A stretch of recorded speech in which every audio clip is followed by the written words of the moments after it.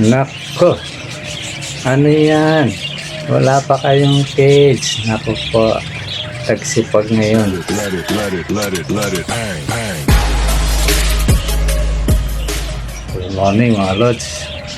Ayan na naman ang mga alaga natin. Wala pang cage. Ano na sila? Nagme-make na. Wala akong paglagyan. Kailangan talaga muna nagitlugan kasi yung mga natin Kaya dapat papalitan ko sila ngayon wala tayong Ayan, pumapaspas tuloy itong mga to sayang naman itong mga to. May ganda pa naman ng lahi. Although kanina lininis ko yung tutuloy ko siguro mga lods yung binabala ko doon na ayos ko na unti-unti ko siya bago ako kumorder. Ayan pa yung mga lods wala talagang tagsipag. Ito may itlog na ito si Tweety ito tsaka si Queen Queen. Tagsipag na yan. Siguro yung isang babaklasin ko niya yung isang kahanay nung yung African ko. Ayan, wala supply yung maganda sana yung hen kulay violet. Ang problema ganda sana siya pero hindi siya marunong maglingling. Hindi mo pa nakita ko nga may itlog ngayon wala na naman baka binasag na naman kaya siguro baka palitan ko yun. Medyo inayos lang ako ayos ko yung mga halaman para pag nakita ko masukat ko kung yung karami yung ordering kong net. Yan ko na siguro tuloy ko na yung cage ko siyang net tapos meron pa rin yung cage para sa pusa lang yung net para hindi masyadong nakaka-penetrate yung mga pusa. Tapos gagawa tayo ng cage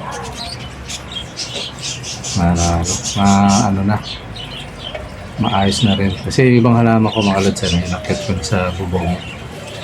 Kanina nagano na naman ako, titingnan ko pa nga kung yung pwede i-active doon para lumog na konti.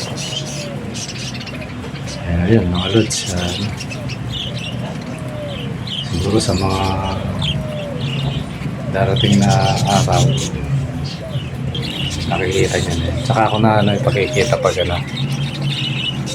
hindi pa naman ako nakabili.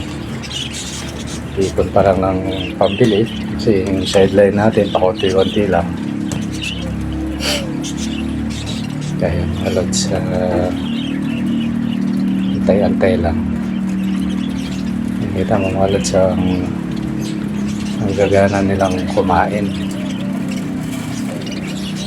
Rin parang mga tao rin yung bata na pag iniwan mo lagi ikaw nakikita kasi pag darating ka bigla parang sabik sa'yo na nakupapansin nyo kanina pagka nakadungaw sila saka umaga pa lang yan na sila makulit na sila nakakapit na sa screen. Kaya makalots yun kahit wala akong patuka pag yung palad mo mo dadapuan ganyan. Sarap lang talagang may ayan, tinukot ako dyan parang may nakikita akong may spatang ko lalaki siya pero hindi masyadong yung sirin edad na rin itong mga tapos sa mga sa mga rainbow kanina nispatang ko rin parang meron din mukha lang silang na babae pero kasi namamara ako sila kaya maganda yan kasi at least may lalaking rainbow. Kaya pag yan Isang ano na lang to talaga. Ito si Titi. Last na talaga yon. Ang tagal lang kasi bumaba nung ano eh, nung mga inakay niya eh. Dapat ngayon na yun eh. Nakuha lang umitlog hanggang ngayon. Meron pang nasa taas. Ano na eh. Kumpleto na yung ano niya. Talagang nakakalipad na eh. Ayaw bumaba. Pero yung dalawa bumaba na. Siguro baka sunod na araw ano. Kasi ang ginagawa ko mga dads ano, yung binaba ko nung isang araw, binaba ko dito sa may harap namin. Hinalo ko sila doon sa iba. Ngayon, mahusay na silang ano, sanay na silang makasama. Uhugutin ko na naman itong mga to, ilalagay ko doon sa mga may gulang na dito. If possible dito ko isama yung mga to dito. Kakapilian na lang siguro. Yan, baka yan na lang natin yan. Pipiliin natin kung ano yung sa kabilang page at saka yung dito sa mga to sasama. Kumbaga by category na sila mga lods. Tapos pag dumating yung panahon na magawa ko yung page lahat ng mga ano bibitaw natin doon. Tapos siguro yan, malaki-laki sana. Tagal pa siguro. Ayusin ko lang muna yung ano, yung kalalagyan. Kasi mga rods, pag na-net ko yun, may mga halaman pa eh. I-arrange ko pa rin yan. Para ano, sabihin secure na secure yung mga ibon. Mahirap kasi yung ano eh, lagi may pusa. O kaya yung daga, nakakaano. Tapos pinaka the best na siguro bubungan ko na lang yan kahit lona kasi madaling makabulok yun mga lods pag ano walang lona yun. Abangan natin mga lods sa mga susunod na panahon. Tapos itong mga to tingnan ko nga kung ano yun makakapunta ako dun sa binabagsakan ko kung ano kasi kung wala pa namang ano na bibili yung mga nagtatanong kasi yung lalayo Laguna tapos basta malalayo mga lods ano sila meron sa Antipolo meron nga nagtanong Marikina meron sa Antipolo sabi niya sakali pwede niya daw pick upin. Kaya mga lods kung manonood ka yung nag-PM sa akin taga Antipolo kung dadayuhin mo ako rito yun makakapamili ka ngayon kung bawa 3, 4 na pares ang bilhin mo may plus ka lods ayan partida yan may plus ka. Pero ito yung ano, usapan doon. Yung common natin na, although hindi na nga common din, medyo ano na eh, 375. Tapos meron akong ano na, may tag 500 din ako eh. Or 50, depende na lang kung napag-uusapan naman yan eh. Oh, yun, depende lang sa mga ituro mo. Ayun, kung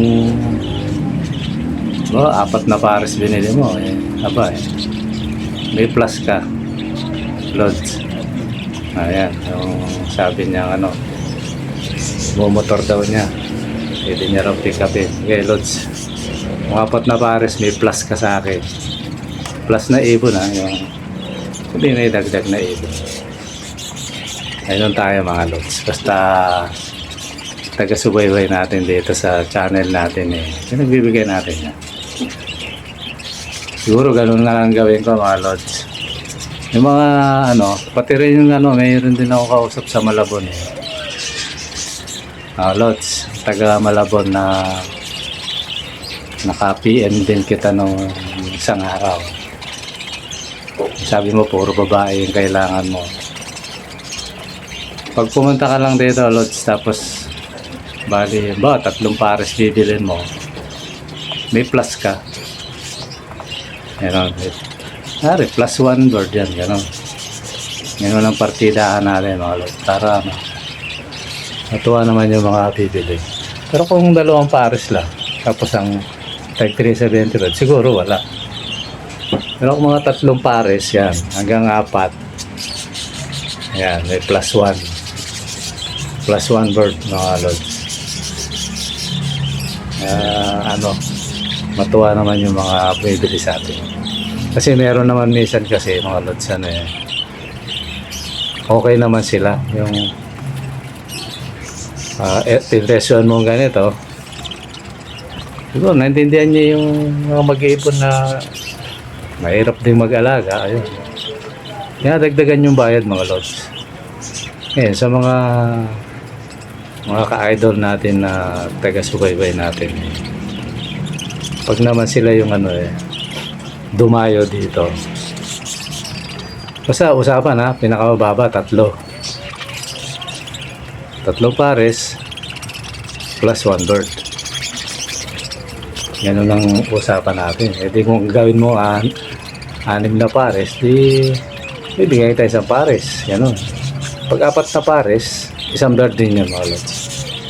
Basta pinaka-minimum natin 3 pares plus 1 plus 1. Ganun na lang. Pag mag-4, 1 pa rin yun. Kailangan gawin mo nung times ito, bali 6 na pares. No? May 1 pares yun.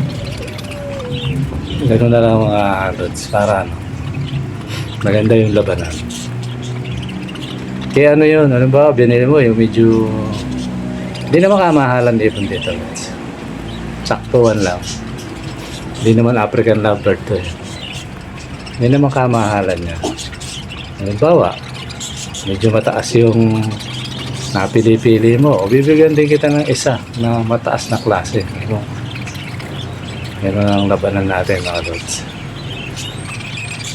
Pero yung sinasabi kong klase, minsan nasa usapan din yan lods. Madali naman tayong kausap eh. Lalo na yung mga follower natin na ano, na nanonood sa atin eh, pinagbibigyan natin yan. Ganun lang mga lods ang ano, usapan sa pag-iipon. Dapat ano rin, pag naramdaman mo rin na ano rin yung kaharap mo, kasi ako dati minsan may bumili eh. Sakto lang yung pera niya, ginawa ko, binigyan ko pa eh. Ganun lang mga lods. Parang ano eh, nararamdaman mo sa tao na ano, yun lang talaga yung ano niya. Minsan parang gusto pa niyang ganito, nagbibigyan natin. Kasi ano naman to mga lods, yung ipon. Lalo na pag may breeder ka na, wala na katapusan niya. Kaya sana yung ano namin, yung inuhulog-hulugan naming lupa sa Pampanga eh, sana hindi ko mamalayan tapos na makapagpatayo na ng bahay. Nako mga lods, eh doon maganda-ganda ang laban. Palagay ko pati mga gulay na itong mga to, dahil lupa na yung tataniman eh, palagay ko hindi ano tong mga to, hindi na sila magugutom. Kasi dito puro seeds eh. Guys, sa probinsya pag may ano ng mais, ano yan, kaya mga palay-palay na ano, pulot-pulot ka lang doon eh. May palay naman pag hindi kayang balatan nito, durugin mo eh. Meron lang ang diskarte doon. Maraming mga ano doon, mga gulay na pwede sa kanila, mga dala. Kaya sana isang araw eh ano, pag mulat ng mata natin eh, nandun na tayo mga lods. Sana loobin. Yun na yung pinakamasayang araw na ano, siguro. Kaya sa mga ano, mga lods, mga taga-subaybay, sana patuloy kayong sumuporta. Balang araw, malay natin matupad. Wala naman balak mangarap eh. Ito yung pangarap na napakalapit sa katotohanan mga lods. Kasi sinasagawa na natin, sinasabuhay. Di ba mga lods? Kaya ano yun, ang tao hanggat may buhay, may pag-asa yan. Kasi dito nga, tingnan nyo, bubong lang. Naparami ko sila. Paano pa kaya pag yung malawak na? Kaya nasa ako talaga yun, malawak na cage na nandun yung mga cage nila, tapos may malaking cage na papasok ka. Tapos merong nakakawala, nandun lang. Pakaganda nun, lods. Pakagandang ano, tanawin sa mga kagaya nating mag-iibon. Yun yung pinakamasarap sa mag-iibon mga lods. Yung matupad yung nasa niya na ano, na makita niya yung mga alaga niya. Kasi dito gusto yung kuman. Wala, hindi ako makaandi dahil nga limitado yung ano. Limitado yung area. Kasi hindi pa atin. Sa kupare ko yun eh. Yung bubong na yun. Pinamahala lang sa akin. Kaya wala, iisan lang talaga. Eh, sana wag niya munang kunin kasi sana makalipat muna ako niya, no? Ano? Kasi pag bilang binawi yan, patay. Mapupuno ako bigla. Ganun lang mangyayari na. Sana wag na nga. Umabot pa sana na makalipat o kaya may sapat na tayong pang ano, ang gusto sa ibon para malagyan sila ng dapat na kalalagyan nila mga lods. Mga lods, oh. Sarap pa kainin. Kaya sana balang araw ano, hindi na ganyan kaliit yung cage nila, malawak na, tapos nasa loob ka. Diba mga lods? Diba mga lods? Nandito muna. Maraming salamat sa panonood. Hanggang sa muli. Bye bye.